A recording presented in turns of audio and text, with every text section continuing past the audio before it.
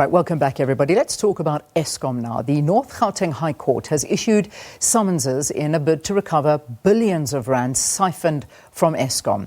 The power utility and the Special Investigating Unit applied for the summons against former Eskom executives and the Gupta brothers.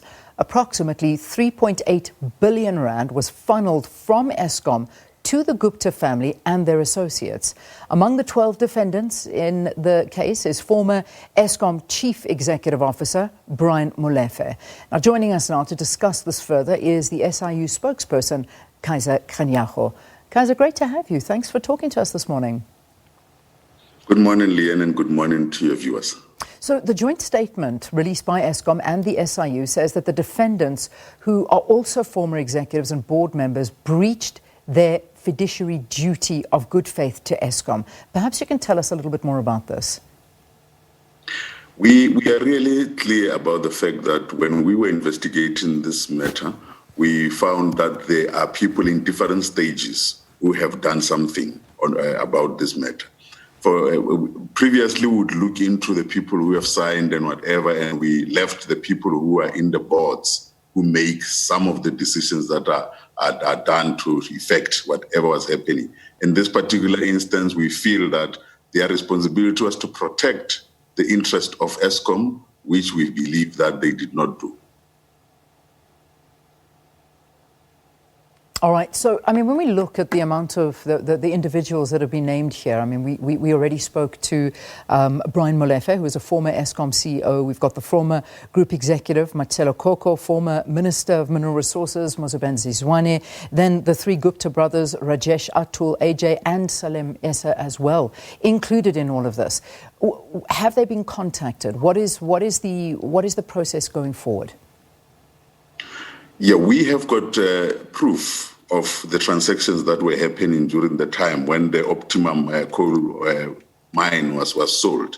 Therefore, on the basis of that and each one of these people's contribution to the money from Eskom to these entities that belong to the Gupta family, we have got proof to that, and we have now served them with the documents to say they must come and defend themselves, not on television, not on Twitter, but defend themselves because we believe we have got enough evidence for us to prove our case in court and be in a position to recover the money that might have been siphoned out of Eskom.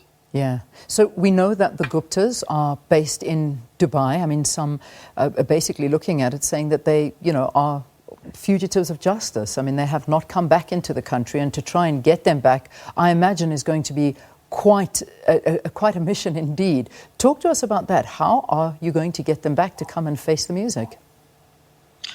We really are working together with other law enforcement agencies to make sure that we then serve them the papers there and we deal with the matters. It will be up to them whether they want to defend the matter or not. But once we get the order, we will then use the mutual agreements that we will be there to make sure that we get whatever is left. Because this is not a criminal case.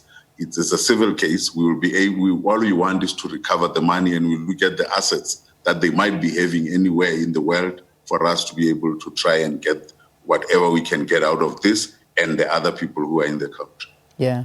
So, I mean, it seems quite extraordinary that there are as many as 12 defendants. I mean, I went through a list of just, 6 of the names that have jumped out. There are many, many more. 12 allegedly corrupt persons. How would this actually have worked? What was going on?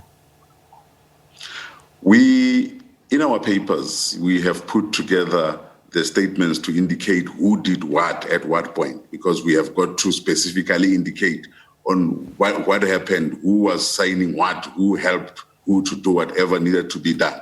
And as we have put out, it is names that we are sure that the evidence that we have put together can help us recover the money. But we have also said that because this is not the end of the investigation, if people will remember, we've got Proclamation R11 of 2018 that is investigating various issues. Therefore, we reserve the right to add other people along the way. But we just felt that we are not going to wait for the end of the investigation when we give the report to the president. But we then deal with the civil matters, as you might know, because we started not only now, I think early in the year, I think it was in February, we had that Tegeta court case. You remember we talked about it in the media, where we won a case against Tegeta to say that that contract between Tegeta and Eskom was cancelled, and we then started the process of recovery. Because at the end of the day, our task as the SIU is to assist the institutions to recover what they can recover from the people who have taken it from them. Yeah. So, I mean, that's an important point to note, what you just said there, that the SIU cannot go after the criminal side of things. I mean, you cannot pursue criminal charges, but you wanting to secure civil claims from those that have been implicated. So, you know, again, so many people talking to the fact that, okay, so is this yet another waste of money? I mean, why is this not going the criminal lane and not just the civil lane? We are working in terms of our mandate, and we are part of the law enforcement agencies in this country. Therefore, we are not saying that by virtue of us following the money and trying to recover it, the criminal side of things will not happen.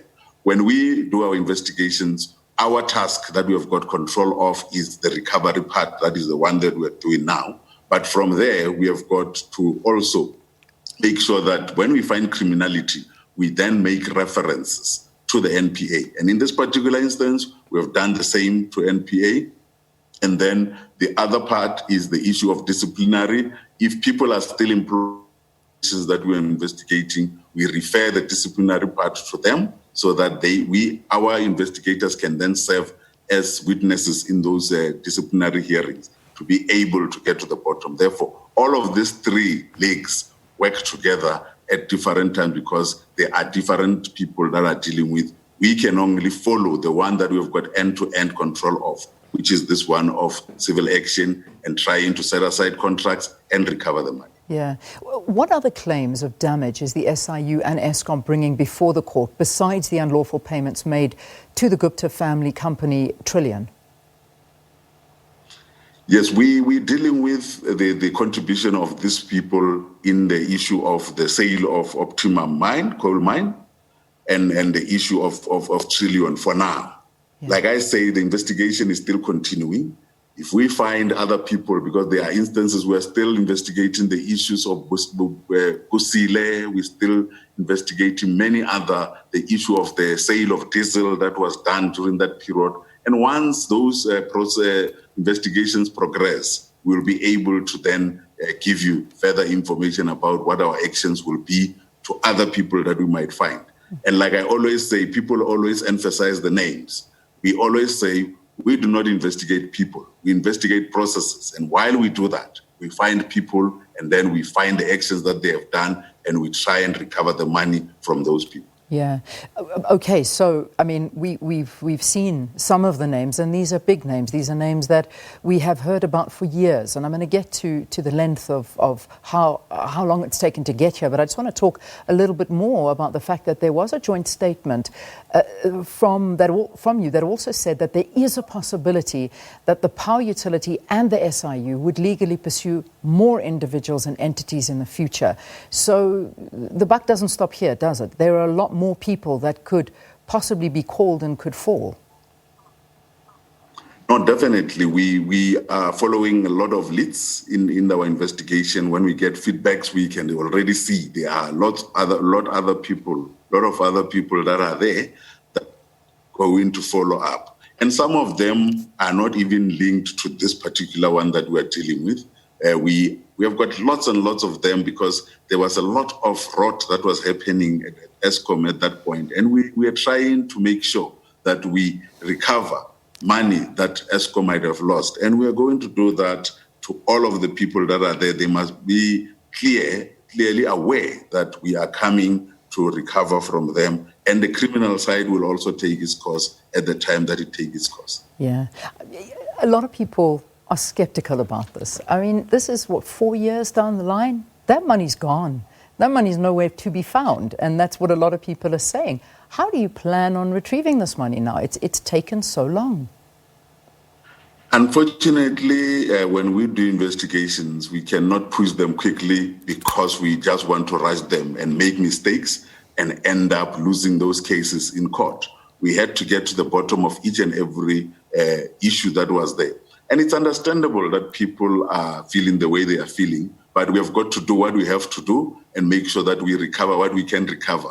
There will be assets that they have that we can get. I'll just give an example. In the case I was talking about, the Tegeta case, we basically stopped the contract, and already we saved, in a sense that Eskom was going to pay Tegeta some money. Therefore, we stopped that process. Therefore, that was a saving already because the money had not gone to Tegeta in that instance.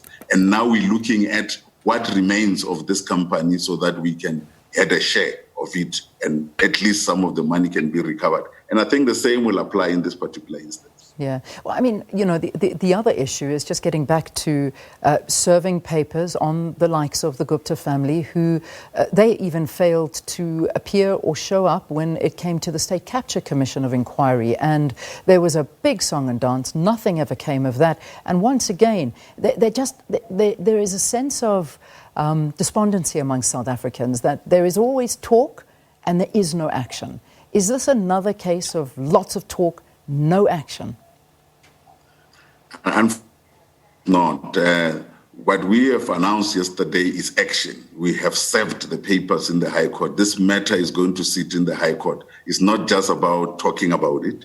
It's going to sit and let the law take its course. And we will prove our position in court, and then they will have to come and defend them. Not just talk. It's action. We are moving on to something around this matter. Yeah.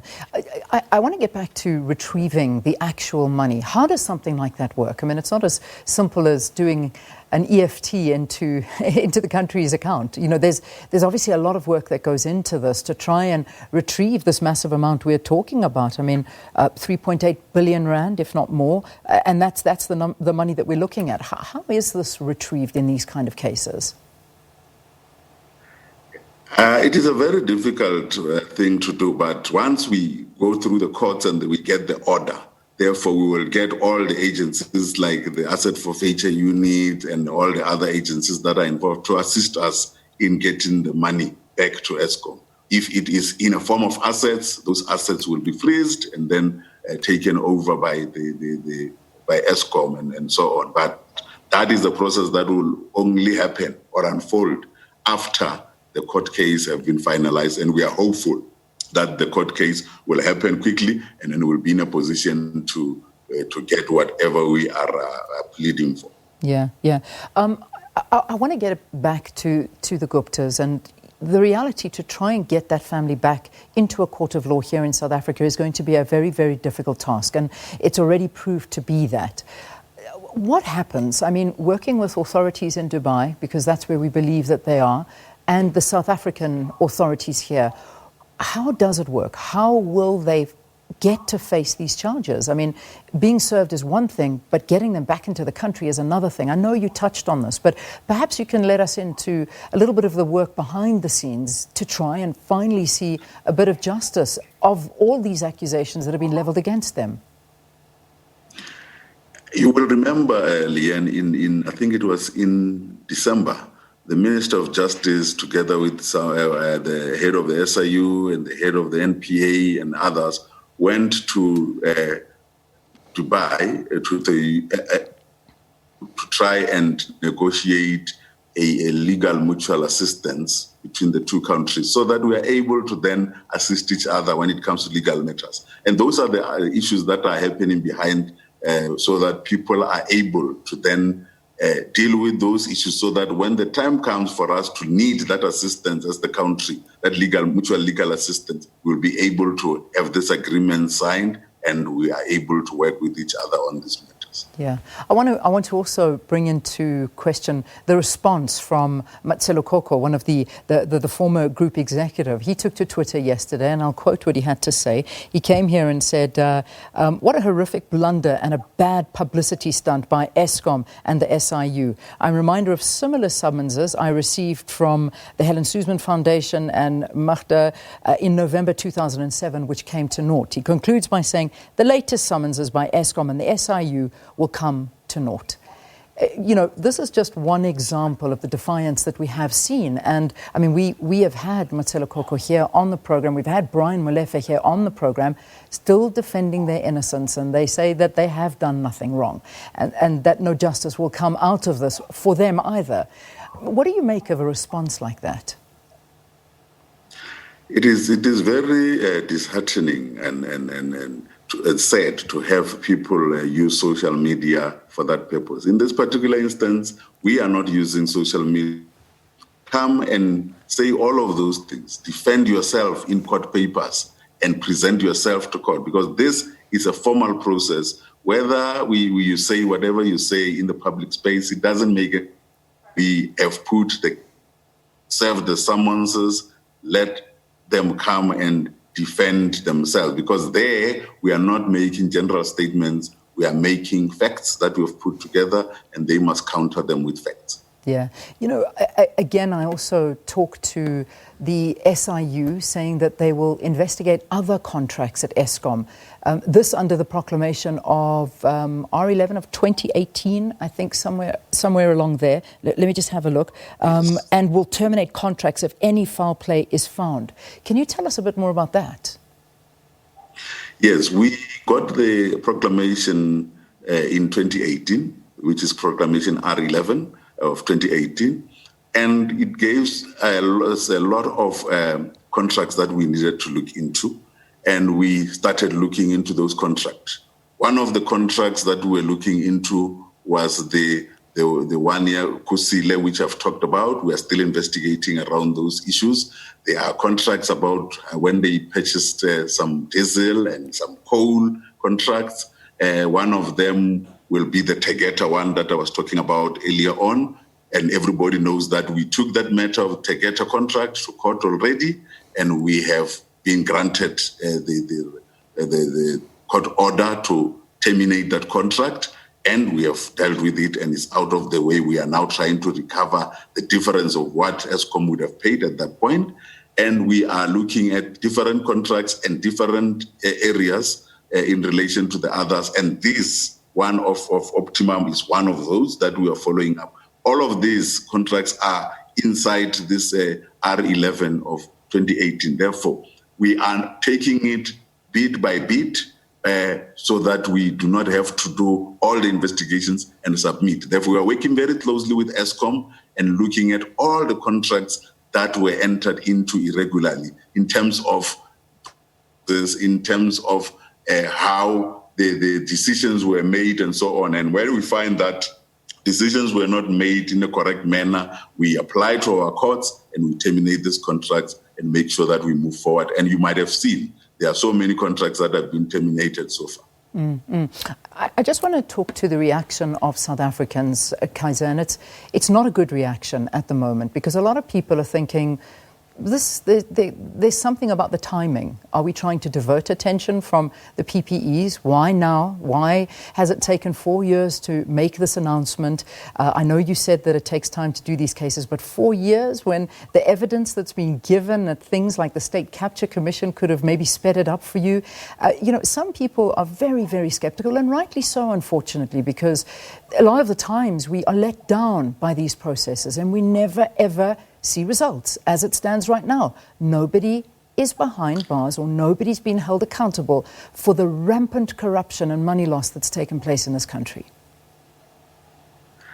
Yeah, I think it is, people can think whatever they think. We have been investigating this matter, as we may have seen, is 2018 up to now, just over 2 years.